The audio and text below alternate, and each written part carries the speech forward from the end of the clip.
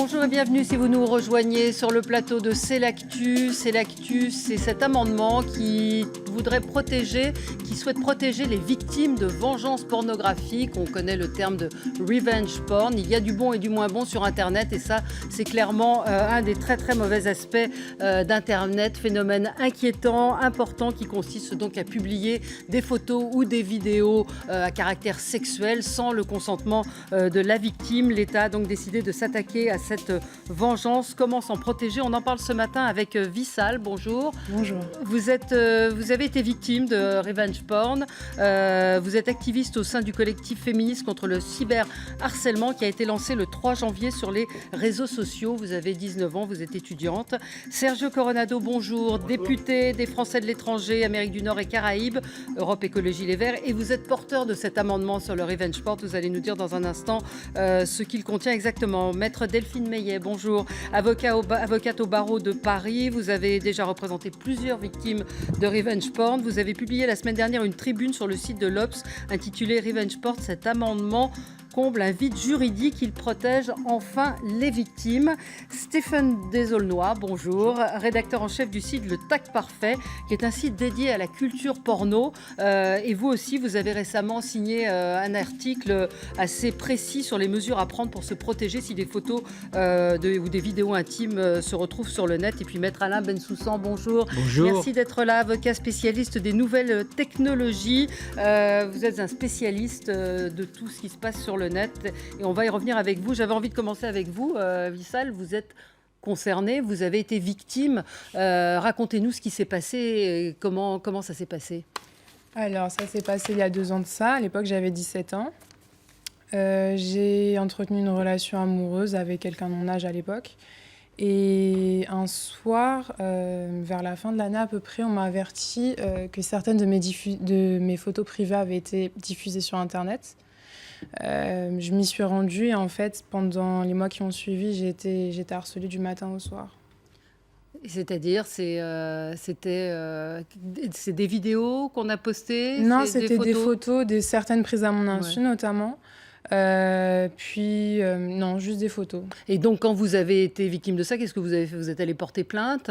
Comment ça s'est passé? Alors d'abord, j'ai essayé de signaler les photos sur Twitter à plusieurs reprises, surtout que c'était un compte qui cherchait à harceler qui harcelait plusieurs filles en général. Ouais. Et le lendemain, j'ai essayé en effet de porter plainte, mais on a refusé de prendre ma plainte. En vous disant quoi? Que c'était... On m'a dit que Twitter échappait à la juridiction française et que la prochaine fois, je ferai plus attention.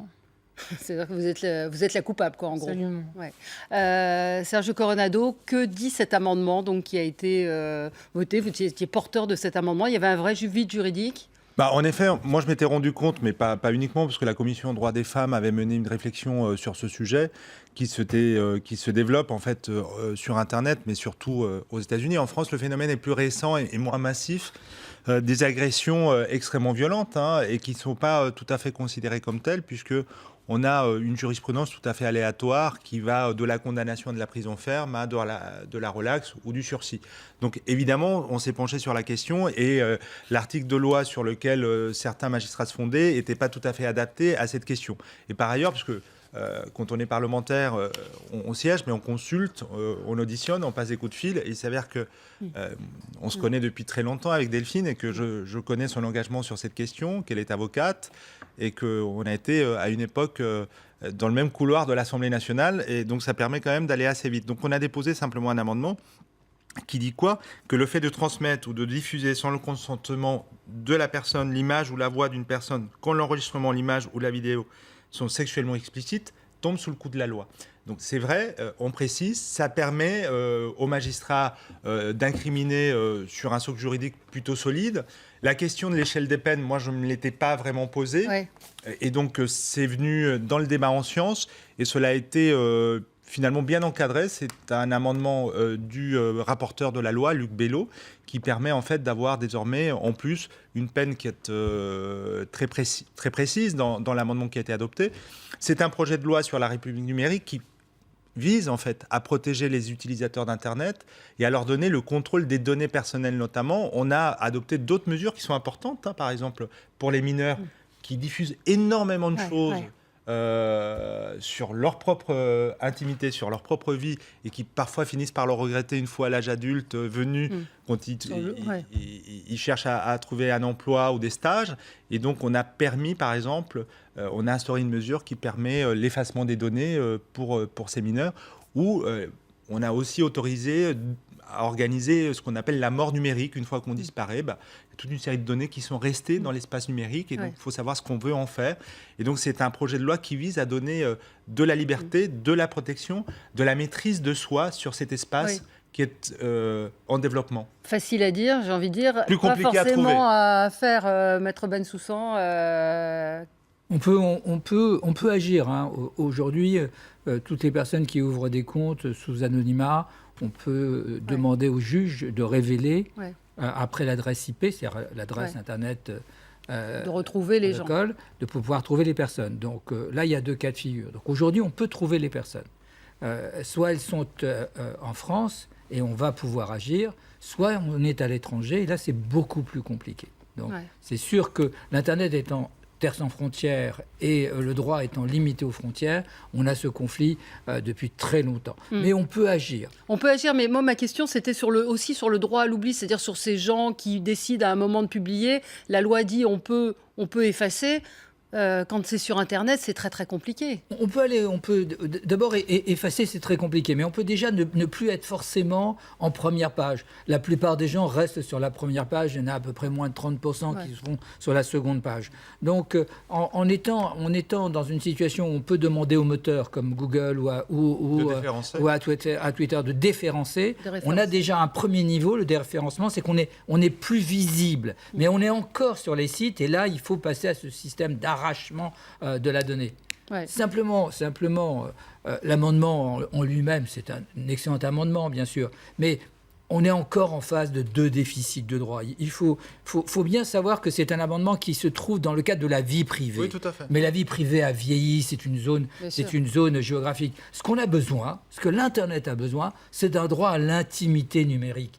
Et ce qu'on a violé, c'est son intimité. Peu importe qu'on soit à plusieurs, parce que très souvent, dans ces photos, il y a plusieurs personnes et chacune revendique le droit à l'expression de sa propre photo. Je voudrais préciser que l'amendement a été adopté contre l'avis en commission du gouvernement, qui ne souhaitait pas qu'on mette le pied dans ce domaine, dans cette nouvelle incrimination. Et c'est vrai, moi je suis assez d'accord. Je pense que la question, c'est désormais les problématiques qui se posent et qui sont propres à l'espace numérique. Mais je voudrais quand même préciser que l'amendement, justement, il a été adopté, à la différence de l'amendement de la Commission droits des femmes, ne limite pas la vengeance par le porno à l'espace numérique, parce qu'on a aussi des cas où effectivement, ça ne se passe pas uniquement sur les réseaux sociaux, ça se passe parfois dans des vestiaires d'entreprise, des vestiaires de gymnase, et c'est aussi de la vengeance qui a recours à des images explicites, intimes de la personne, et qui sont diffusées contre sa volonté. Maître Meillet, cet amendement comble un vide juridique. Est-ce qu'il est suffisant aujourd'hui ? Oui, disons qu'il améliore nettement les choses parce qu'il crée une infraction. Un délit, il y a un délit aujourd'hui. Oui, il crée une infraction autonome et il se met au diapason d'autres juridictions, d'autres législations comme le Canada, Israël, les États-Unis, la Grande-Bretagne, qui ont légiféré de manière autonome sur cette infraction. Et effectivement, à ce jour, puisque cette loi n'est pas encore applicable, le juge qui se trouve face à cet article du Code pénal qui réprime la vie privée est parfois face à des confusions parce que l'article n'est pas clair et ne correspond pas du tout à la réalité à laquelle il est confronté, à laquelle les faits qui lui sont soumis ne correspondent pas exactement à cette infraction. Donc cet amendement était absolument nécessaire, cette loi est nécessaire. Oui. Stéphane Desaulnois, sur la culture porno, donc encore une fois, votre site... Oui, alors c'est pas... c'est loin de revenge porn. Mais oui, c'est loin du revenge porn, mais je voudrais qu'on revienne avec vous sur ce phénomène. Aujourd'hui, vous l'évoquiez, Sergio Coronado, de ces ados qui postent un nombre de vidéos d'eux absolument incroyable. C'est un phénomène qui était très important aux États-Unis parce que la loi était assez différente. En France, on n'est pas dans un phénomène de masse, mais bien que ça rentre un peu... ça rentre, oui. Voilà, mais c'est... Mais c'est quand même un phénomène nouveau, un phénomène qui existe. Tout simplement parce qu'avec un téléphone portable, c'est plus simple d'envoyer une photo sur un réseau social et compagnie. Mais les réseaux sociaux aussi, s'adapte un peu et par exemple Twitter a changé récemment et permet de signaler en fait une photo qui a été postée sans le consentement. Comment ça se passe, vous, sur votre site? Il y a les gens, j'imagine, il n'y a pas de revenge porn, évidemment, mais ces gens les images que vous postez, quel est le ressort? Alors nous, on ne poste pas des images, on est vraiment un magazine. Oui, c'est un magazine, média, donc, voilà. Mais on a pas mal traité. C'est souvent des particuliers. Enfin, Le problème, ce qui se passe, c'est qu'il y a le problème des photos, il y a aussi le problème des vidéos qui sont postées, par exemple, sur les tubes porno, type Pornhub, Xvideo, enfin, on ne va pas tous les citer. Parce qu'il y a la loi, mais il y a aussi les sites. Et on peut signaler, en fait, sur tous ces sites-là. C'est un peu fastidieux, mais d'enlever les vidéos. Et c'est possible. Et ils le font de plus en plus, en fait, pour être du bon côté de la loi, puisque la loi a changé aux États-Unis. Et ces sites-là sont quand même régis par le droit américain. Ouais. Mais ces sites-là font des efforts, c'est pas parfait, mais on peut signaler avec un terme qui n'est pas le terme de revenge porn, à proprement parler, mais voilà, le signalement de photos ou de vidéos qui ont été publiées sans l'accord. Ouais. Je voyais un tweet de quelqu'un qui disait comment se protéger, on n'a qu'à mener une vie exemplaire. C'est pas la réponse. Vous avez été trahi par quelqu'un, en fait, par votre petite amie. Surtout qu'on a au quotidien, on reçoit des injonctions à être hyper sexualisé, désiré et désirable. Donc c'est impossible à l'heure actuelle de réellement échapper au revenge porn. D'autant plus que quand vous me parlez de explicitement sexuel, c'est difficile. Il y a des cas de revenge porn avec des photos qui ne sont pas explicitement sexuelles et qui donnent lieu à des mois et des mois de harcèlement pour la victime, avec les conséquences semblables à celles d'un revenge porn. Pour le cas de Facebook, par exemple, pour ça, Facebook ne peut pas signaler une photo. On ne peut pas signer sur Facebook une photo type revenge porn. Par contre, si la photo est explicite, elle va sauter, mais si elle n'est pas explicite, elle va rester. Et Facebook ne fait rien par rapport à ça. Ouais. C'est pour ça qu'il faut il faut un droit à l'intimité, Il faut un droit à l'intimité numérique. Il faut sortir de la zone vie privée qui était la zone du domicile pour créer sur l'individu lui-même un droit à la personnalité qui fait que nul ne peut utiliser ses données, sa vidéo, son image, sans son consentement préalable. Oui. Ça, c'est un des principes, effectivement, de la loi que nous avons adoptée en première lecture, mais c'est vrai, et vous avez raison de le signaler, parce que ça me rappelle le premier texte de loi qu'on a voté au moment de changement de majorité avec Christiane Taubira. Il avait été voté à l'unanimité, c'était le texte contre le harcèlement.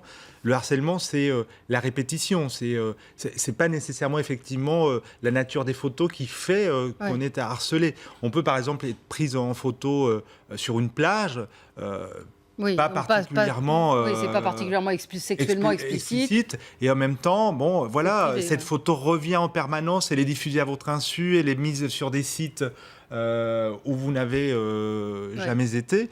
Et donc, effectivement, le magistrat avait une très grande difficulté, en fait, à qualifier ce type d'infraction parce qu'il considérait qu'à partir du moment où vous n'aviez pas signalé et que vous n'aviez pas manifesté votre opposition, c'était fait avec votre consentement. Donc, en effet, le domaine numérique est un domaine très particulier et je crois que la législation est amenée à s'adapter. Ouais, c'est les bémols que vous apportez, c'est ce que vous disiez dans le papier sur l'Obs, c'est-à-dire l'histoire de consentement. À partir du moment où on est en maillot de bain sur une plage, c'est qu'on consent à être pris en photo. Alors, l'amendement Coronado a une réelle utilité concernant l'amendement et concernant également le lieu où a été captée l'image. Parce que la législation qui s'applique aujourd'hui indique qu'il faut un amendement implicite concernant la captation, concernant l'enregistrement et concernant la diffusion. Votre amendement, ton amendement, indique clairement qu'il faut un consentement express pour toute diffusion d'images à caractère sexuellement explicite. Oui, mais là, par exemple, l'exemple d'une jeune femme prise en maillot de bain, c'est pas sexuellement explicite, là, c'est sauf absolument que c'est à son insu. Et ensuite, il faut qu'elle engage évidemment des poursuites pour supprimer cette image-là. Les femmes sont évidemment les plus victimes. Il se trouve que 90% des victimes de revenge porn sont des femmes. Manifestement, il existe quelques hommes. J'en ai jamais rencontré. Ce sont des femmes et de tout âge. Oui, c'est ce que j'allais vous dire. Et il se trouve que j'ai défendu des victimes dont les photos avaient été prises il y a 10 ans ou il y a 15 ans. Donc, les photos, une fois qu'elles sont envoyées, ce sont des bombes à retardement. Elles peuvent être utilisées n'importe quand, n'importe où, et presque par n'importe qui, parce qu'elles sont partagées, notamment par la personne à qui vous l'adressez à l'origine. Allez, on s'interrompt, c'est l'heure du rappel des titres, et on continue tout de suite après. Vous pouvez réagir sur le hashtag C'est l'actu. À tout de suite. Retour sur le plateau de C'est l'actu. L'actu, c'est cet amendement qui a été voté à l'Assemblée en première lecture, c'est ça, en première lecture, sur le revenge porn qui fixe un cadre juridique à la vengeance pornographique sur Internet. On parle de la loi, mais vous avez été confronté, vous nous l'avez dit, aux policiers. Déjà, le premier échelon, quand on dit « je vais porter plainte », y a déjà un problème à ce niveau-là. Absolument. Déjà, dans un premier temps, quand je me suis rendue au commissariat, on ne savait pas forcément vers qui m'orienter. Ensuite, on a refusé de prendre ma plainte en légitimant que Twitter échappait à la juridiction française et que, de toute manière, je pouvais que joindre Twitter. Twitter, de son côté, j'ai essayé de contacter Twitter à plusieurs reprises. J'ai signalé le compte incriminé à plusieurs reprises aussi. À chaque fois, Twitter rejetait la responsabilité sur les autorités locales en me disant que si j'étais menacée physiquement, je devais là encore me rendre à mon commissariat de police. Ouais. Mais on ne reconnaît pas cette forme de harcèlement, maître. Si on peut agir. Maintenant, oui, mais... Non, indépendamment de ça, on pouvait agir. C'est bien qu'on ait un texte très précis, mais on pouvait agir avec plus de difficulté. On voit bien qu'ici, on a un problème d'accueil des victimes, on a un problème de qualification juridique et puis un problème pédagogique. De pouvoir permettre aux victimes de trouver a priori la bonne voie. Donc c'est bien au niveau de l'accueil des victimes qu'il faut prendre en charge la question. Et je ne suis pas sûr que cet amendement est vraiment très important, en ce sens qu'il met de nouveau un nouveau cadre. Mais il faut aller plus loin. Honnêtement, il faut que le législateur, quelque part, permette à la victime d'avoir des droits très simple d'expression. C'est pour ça que moi, je défends le droit à l'intimité numérique et que chacun a une intimité numérique. C'est un droit simple et que ensuite les commissariats, eh bien, on les informe et qu'ils prennent en charge les victimes. Je crois que là encore, à ce niveau-là, sur Internet, il y a maintenant du harcèlement, c'est sûr, mais il y a aussi toute cette information qu'on ne peut pas retirer et qui crée une sorte d'atmosphère négative par rapport aux gens. Il faut que tout le monde reprenne la copie informationnelle de leur vie. Ouais. Alors, vous évoquez vous avez un article extrêmement précis et très, très bien fait sur votre site sur comment réagir. Il y a aussi les webcams, il y a tout un tas d'autres situations dans lesquelles on peut se retrouver piégé. Alors ça, c'est une autre partie, c'est pas vraiment du revenge porn, mais sur les gens qui exposent leur intimité sexuelle à des fins... fun, on va dire, en tout cas sur le phénomène des webcams. Il y a beaucoup de gens qui volent les vidéos pour en faire un business parallèle totalement illégal. Le problème, c'est qu'on peut signaler sur des endroits un peu plus réglo, on va dire, ces vidéos pour qu'elles sautent pour des questions de droit d'auteur. Si ces vidéos arrivent sur des sites qui sont complètement dans une zone grise, c'est très difficile. Donc en fait, dans l'article, on expliquait comment contacter en fait Google pour que Google déréférence en fait ces liens. Ouais, parce que Google est la porte d'entrée. C'est 95%, le 95% de part de marché, donc c'est vraiment la porte d'entrée sur Internet. Ouais. On a tapé revenge porn tout à l'heure sur Google. Il y a un nombre de vidéos incroyable. En fait, de l'agression dont on parle, de la vengeance par la pornographie, la question qui se pose en fait, qui est une question à la fois politique, économique, c'est le contrôle de la donnée. On a une économie désormais construite sur l'exploitation et la rentabilité de la donnée. C'est-à-dire que les informations qui nous appartiennent, qui nous sont propres, elles participent à la création de richesses. Oui. Elles participent à la création de monstres économiques qui ont aujourd'hui des positions quasiment monopolistiques. Vous le voyez, on cite Google, mais Google s'enrichit grâce à... Vous avez dit un mot. Vous avez dit un mot, pardon, de faire cette... Dites-moi. Ces données qui nous appartiennent. Et ça n'existe pas en droit. Tout à fait. Il va falloir créer un droit de propriété sur ces données. Tout le monde a le même ressenti que vous. C'est mes données, c'est mon adresse, c'est à moi, mais nulle part dans le monde, il y a une reconnaissance de ce droit de propriété. Et la vraie solution sur le net, c'est que la France, et dans le projet d'Axel Lemaire, reconnaisse le droit à la propriété de chacun de ces données, c'est ce que vous avez dit, monsieur le député, et le droit à l'intimité. C'est ça, c'est une des solutions faciles, pédagogiques, et être pour demain peut-être un standard mondial. Maître Meillet. Pour revenir aux situations auxquelles j'ai été confrontée en matière de revenge porn, Les jeunes filles qui adressent des photos parce qu'elles sont sollicitées pour adresser des photos et inversement, elles en réclament également. Elles pensent être dans une réalité fictive. Or, effectivement, on est dans le fictif puisqu'il n'y a pas de matérialité, mais on est juste dans une autre réalité et les conséquences sont bel et bien réelles. Je veux dire, les femmes que j'ai reçues, ce sont des femmes qui vivent un tsunami infernal. Vous avez dû vivre un enfer. Et il se trouve que c'est quelque chose qui vous suit pendant très longtemps. Parfois, j'ai des couples dans mon bureau. Et c'est monsieur qui a découvert les photos de madame il y a quelques années. J'ai des situations extrêmement graves qui peuvent avoir des conséquences pas seulement familiales, peuvent avoir des conséquences également professionnelles. Et des conséquences aussi, on a vu en Grande-Bretagne une femme qui s'est suicidée, d'ailleurs aux États-Unis où il y a eu des condamnations assez importantes. Et ces femmes, donc vous dites c'est tout âge et des photos qui peuvent dater d'il y a 10-15 ans. D'il y a 10-15 ans, et on ne connaît pas la motivation qui fait que l'ex en question publie à ce moment-là la vidéo ou les photos. On ne sait pas pourquoi il le fait, en tous les cas le fait est qu'il le fait, et qu'ensuite il faut malheureusement réparer. Et c'est compliqué pour vous, en tant qu'avocate, ça a été compliqué de traiter ces affaires ? C'est compliqué déjà sur un plan, j'allais dire, de pratique, rapport humain. Vous êtes face à des femmes qui sont victimes d'une sorte de viol numérique. D'ailleurs, c'est un terme qui est utilisé dans certaines législations. C'est une sorte de viol numérique ou une agression sexuelle numérique. Et elles se retrouvent exactement... elles ont l'impression d'être dépossédées de leur corps, dépossédées de leur image et qu'elles ne maîtrisent plus rien. Alors, la solution, c'est de leur dire ce qui est la réalité. Il y a des choses à faire. Il faut être très proactif. Il faut, par exemple, adresser des mises en demeure au site, adresser éventuellement un mail ou une signification à l'auteur qui a publié ces images. Vous pouvez également créer du contenu vous-même pour faire descendre les images en question qui vous posent des difficultés. Et vous avez également la voie judiciaire qui est soit la voie du référé au civil, soit la voie pénale lorsqu'on va déposer plainte au commissariat. Et vous le disiez, vous avez eu des difficultés pour porter plainte parce que vous étiez face en fait, à des officiers de police judiciaire qui ne sont absolument pas formés à ça. Du tout formés. Et justement, la nouvelle infraction qui va être créée sur le revenge porn permet, elle a un intérêt absolument pédagogique pour également les policiers et pour les auteurs et pour les victimes.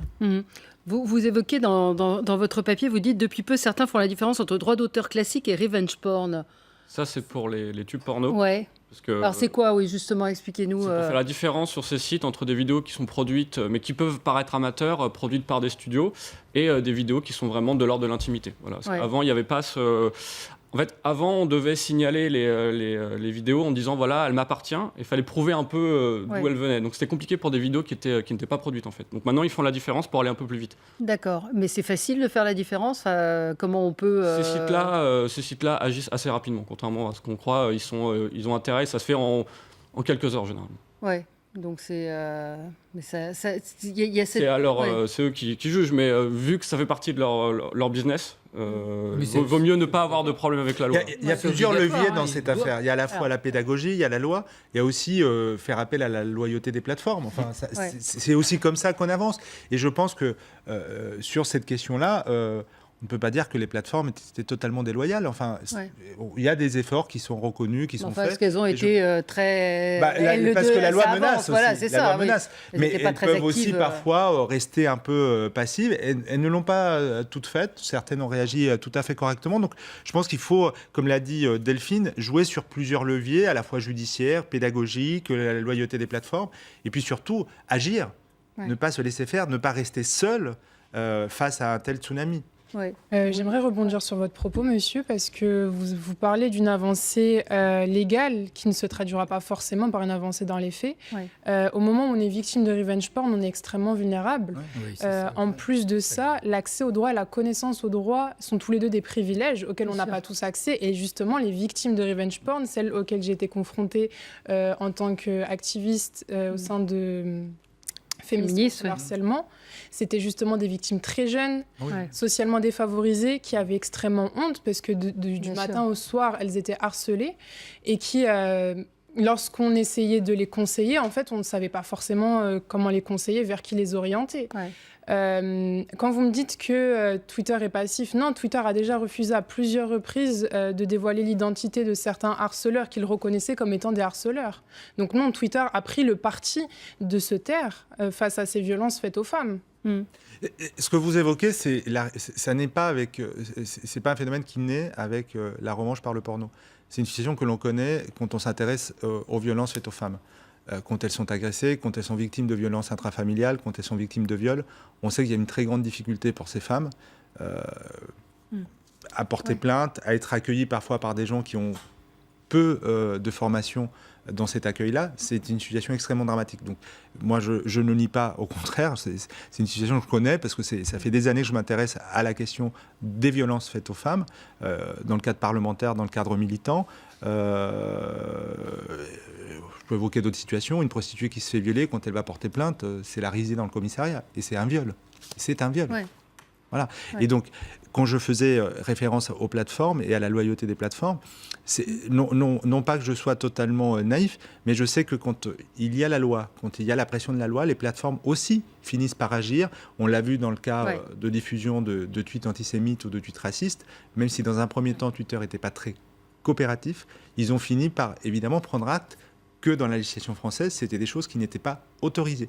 Il faut tenir aussi compte que dans d'autres cultures, comme la culture nord-américaine par exemple, il y a une sorte de laisser-faire, il y a une liberté d'expression qui est parfois sans borne et qui est aussi très permissive. Donc il y a eu des condamnations, Delphine l'a rappelé, et notamment lourdes, pour des gens qui faisaient du profit, du bénéfice sur le dos de ces femmes.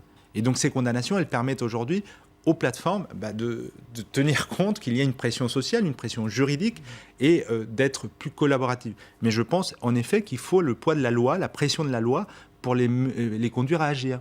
Vous n'êtes pas d'accord ? Il faut la pression de la loi. Je pense maintenant il faut prendre ces problématiques d'absence de droit, parce qu'on a un vrai texte. Ce que vous avez fait, c'est un vrai texte, mais c'est dans un cas très particulier encore. Il faut que, moi, à mon avis, il faut deux choses. Il faut que, pour les mineurs notamment, qu'il y ait un bureau auprès d'un ministère, sur les droits de la femme, qui prenne en charge l'enlèvement des photos. C'est pas la victime qui est en situation très difficile, qui n'est même pas accueillie au commissariat comme vous l'avez été, qui peut après prendre son avocat, agir. Parce qu'il faut agir sur chacun des sites. À chaque fois, il va falloir agir. Donc il faut qu'il y ait nécessairement un relais de l'État et il faut aussi une prise en charge. Ça me paraît évident. Sinon, il y aura encore des victimes et des victimes. Et le deuxième point qui me paraît évident, c'est qu'il faut qu'on oblige les plateformes à prendre position immédiatement, et que si c'est possible aujourd'hui d'agir, mais c'est un peu compliqué quand on est en position de victime. Lorsqu'on a les moyens, on peut agir sans aucun problème, mais c'est trop long. Et donc il faut agir avec et d'abord un groupement. Qu'est-ce que vous avez obtenu comme jugement J'ai obtenu des peines de prison avec sursis, des amendes et également des dommages et intérêts. Mais je voudrais revenir sur un deuxième phénomène, conséquence du revenge porn et de la publication d'images, c'est les commentaires. Les commentaires sans images, les commentaires hallucinants de sexisme, de machisme qu'on croyait d'un autre âge, et en fait absolument pas. Le fait que les auteurs de ces commentaires sexistes soient derrière un écran anonyme, ils s'autorisent tout. Et vous avez des commentaires incroyables, et notamment « tu l'as bien cherché, salope », c'est quelque chose qui revient très très régulièrement. Ça, c'est une condamnation assurée. La plupart des gens qui font des commentaires sont cachés, bien entendu, sous un pseudonyme, mais on peut agir tous les jours, les tribunaux autorisent la révélation de l'adresse et la révélation du compte et la condamnation. Vous vous battez justement sur ce cyberharcèlement. Absolument. C'est pas que le revenge porn, c'est quand même, on en parlait un petit peu hors antenne, c'est quand même dégradation de l'image de la femme qui est un peu, je reprends votre terme, hallucinante. On ne pensait pas revenir à des choses comme ça. Non seulement c'est des commentaires, c'est un déferlement de commentaires misogynes, mais aussi racistes, extrêmement racistes. On a l'intersection de deux discriminations possibles. Personnellement, j'ai énormément été confrontée aux sales beurettes. Ça veut dire que non seulement en tant que jeune fille qui entendait faire ce que je voulais de mon corps, j'étais dégradée et je ne méritais pas le respect, mais en tant que ressortissante et en tant que descendante de l'immigration maghrébine, je ne méritais pas le respect. Je brisais ce qu'on attendait de moi et j'étais pas respectable. C'est quelque chose, c'est pour ça que je vous parle d'enjeux sociaux et ethniques à l'heure actuelle qui ne sont pas reconnus par la loi. Et l'accès, la connaissance de la loi de la part de ces victimes est très très compliqué. Le racisme est puni par la loi. Mais le racisme derrière sale beurette n'est pas forcément reconnu. Personnellement, on ne l'a pas reconnu avec moi et c'est contre ça qu'on se bat aussi, pour la reconnaissance du racisme. Je ne veux pas vous attaquer, mais c'est vrai que vous êtes donc ce site dédié à la culture pornographique. L'image de la femme, c'est pas terrible, quoi. Surtout, c'est pas terrible. Dans certains cas, c'est pas non plus. Le porno n'est pas que ça. Donc, il ne faut pas non plus faire d'amalgame entre une certaine pornographie et la pornographie en général. Oui. Je vais venir honnête de mon voisin. Parce que c'est une question. C'est un débat qui a été mené. Je ne dis pas que c'est la conséquence de revenge porn. C'est pas du tout. C'est un débat qui a été mené à la fin des années 70 par le mouvement des femmes aux États-Unis et qui a donné lieu à une des plus grandes ruptures dans l'histoire de mouvements sociaux. Il y a des femmes qui considéraient en effet que le monde pornographique et la culture pornographique était un lieu où l'image de la femme était de toute façon, quoi qu'il en soit, une image dégradée. Et puis il y a des féministes qui considéraient, comme dans d'autres domaines, le fait que des femmes deviennent réalisatrices, que des femmes deviennent productrices, que des femmes prennent les commandes de ce milieu-là, pouvait permettre que les stéréotypes de genre soient atténués, disparaissent, qu'il y ait un autre type de culture. Ça a donné lieu à un débat d'une force intellectuelle incroyable. Pourquoi on considère par exemple que quand des femmes rentrent dans un domaine d'activité, elles en changent les stéréotypes, elles en changent l'économie, que la littérature, pendant très longtemps, a véhiculé des images de la femme terribles. Et quand des femmes se sont mises à écrire, quand des femmes sont devenues éditrices, quand des femmes ont pris du poids dans ce secteur-là, l'image en a changé. Pourquoi on considère que le porno est un monde totalement hermétique et totalement à part ? C'est un monde traversé par des enjeux sociaux, par des enjeux de stéréotypes. La pornographie fait partie depuis la nuit des temps. Vous savez, on se passait des dessins sous le manteau. Et c'est une... Bon, voilà. Donc, c'est pas pour... vous l'avez pas attaqué, mais pour contextualiser un peu ces enjeux-là, parce que c'est aussi... je pense que le moralisme n'est pas non plus la bonne méthode. Je pense que la question, c'est une question en fait très concrète. C'est comment, dans une nouvelle dimension, une nouvelle forme de réalité, chacun d'entre nous, à la fois continue à maîtriser ce qui lui appartient, ce qui fait partie de nous, nos données, et comment, au fond, ça se régule de manière démocratique et de manière transparente. Parce que c'est pas une question simple, par exemple. On a abordé pendant ce débat parlementaire des choses qui peuvent paraître très bêtes. Par exemple, est-ce que vous avez la possibilité, vous, quand vous recevez un ami à Paris qui veut se faire photographier devant la Tour Eiffel, de mettre sur votre site Facebook, sur votre page, en fait, une photo de la Tour Eiffel illuminée ? Il y a un droit d'auteur sur les illuminations, donc la liberté de panorama n'est pas autorisée, alors que la personne, elle a déjà été payée pour l'œuvre qu'elle a accomplie, et que par ailleurs la Tour Eiffel est un monument public qui est visité par des millions de touristes. Donc ces questions-là ne sont pas toujours des questions simples. On est en train d'avancer, on est en train, nous, législateurs, de tenir compte de ces nouvelles réalités. Et c'est vrai que ça tarde, c'est vrai qu'on a raison d'être impatient, parce qu'il y a des enjeux humains qui sont très importants, mais il faut aussi comprendre que la loi, elle arrive après un fait. Mais c'est dommage que vous n'y allez pas. Vous y êtes j'y vais, moi. Il faut y aller. J'essaye. En fait, je dois convaincre mes collègues. Imaginez un instant qu'elle soit propriétaire de ses photos et de son image. Elle a un droit à l'image, mais qu'elle soit propriétaire de ses données.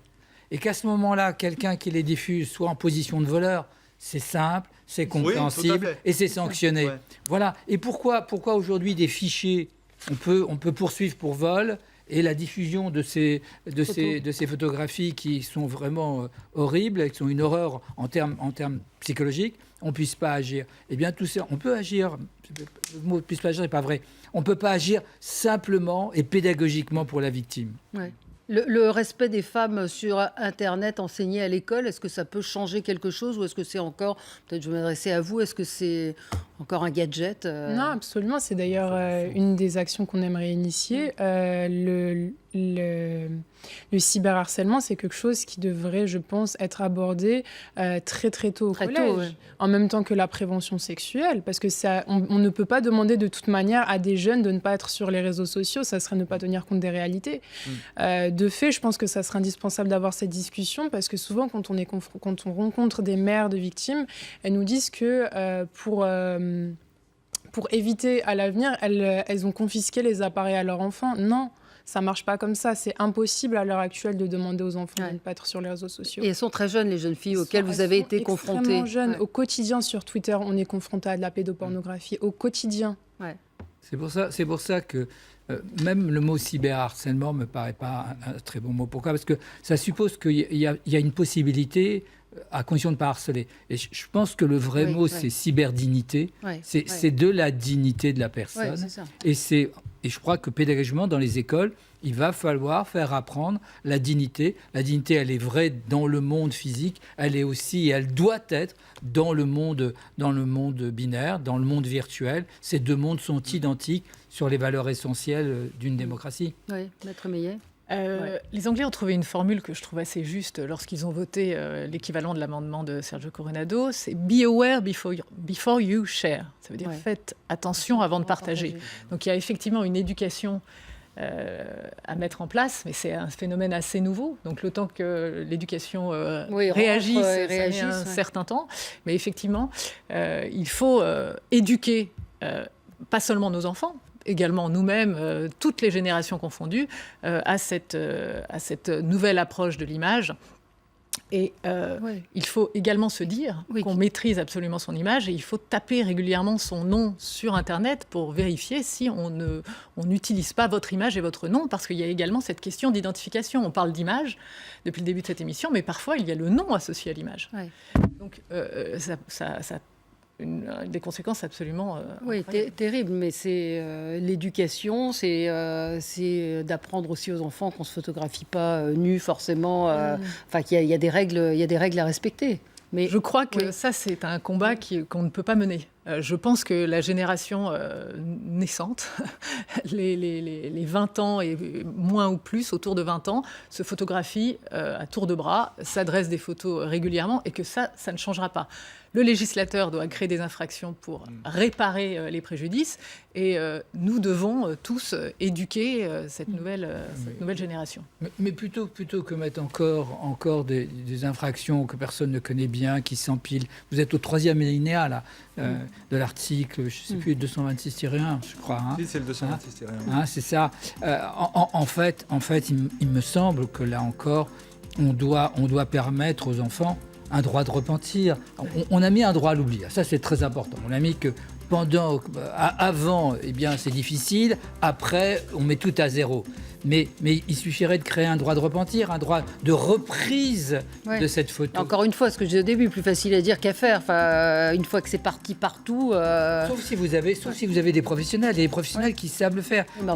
Quand vous êtes face à des jeunes filles qui viennent de milieux difficiles... C'est bien pour ça qu'il faut les prendre en charge. C'est pour ça que j'ai indiqué que non seulement il fallait du droit, mais il fallait une prise en charge, parce que la victime ne peut pas aller sur tous les sites demander effectivement le retrait à chaque fois, parce que la loi, c'est quand même site par site. Non, vous savez que nous, on a une difficulté quand on est législateur, c'est qu'on est contraint par l'article 40, c'est-à-dire qu'on ne peut pas créer de charge. C'est vraiment, quand on dépose un amendement qui crée une charge, il est refusé. Parce que la proposition que vous faites, évidemment qu'on y a pensé. On s'est dit, par exemple, concernant tout ce qui est l'information en termes de reproduction, en termes de sexualité, il y a quelque chose qui existe en France depuis des années, qui est le fruit de combats militants des femmes, c'est le planning familial. Et donc, quand vous avez un souci, quand vous êtes une jeune fille, même si vos parents ne souhaitent pas vous donner l'information nécessaire, vous pouvez taper à une porte du planning familial et il y a quelqu'un qui vous reçoit et vous conseille. Là, on a besoin d'à peu près la même chose. C'est-à-dire, quand on a honte, quand on ne sait pas comment procéder, quand la technologie, en fait, est trop difficilement appréhendable, on a besoin, en effet, à la fois d'une écoute, mais également de techniciens qui peuvent expliquer ce qu'il faut. Voilà, et de conseils. Il va passer votre amendement ou pas? L'amendement, il a été adopté. Alors, il faut que le Sénat se comporte. Et dans ce cadre-là, il faut demander à être auditionné par les sénateurs, par la commission des lois du Sénat. Il faut aller leur expliquer ce que ça veut dire. Non, mais moi, je peux vous faire une lettre également pour demander à que vous soyez auditionnés. On va organiser ça. Merci à tous les 5, à suivre le journal avec Audrey Crespo-Mara et ses invités.